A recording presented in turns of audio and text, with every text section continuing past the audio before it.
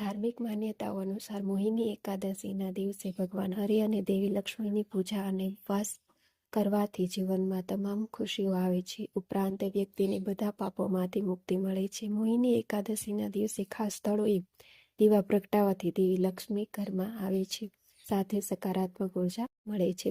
તો ચાલો જાણીએ કે મોહિની એકાદશીના દિવસે કયા સ્થળોએ દીવા પ્રગટાવવા જોઈએ.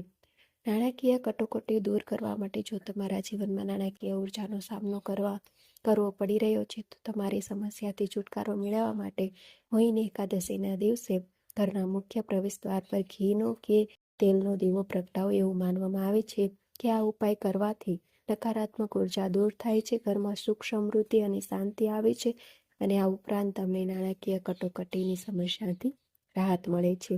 તમે તમારા પાપોથી મુક્ત થશો. મોહિની એકાદશીના દિવસે સવારે સ્નાન કર્યા પછી સૂર્ય ભગવાનને અર્ઘ્ય અર્પણ કરો. આ પછી પવિત્ર નદીમાં દીવો અર્પણ કરો. ધાર્મિક માન્યતા અનુસાર દીવાદાન કરવાથી ભક્ત શુભ ફળ મળે છે અને તમામ પાપોમાંથી મુક્તિ મળે છે.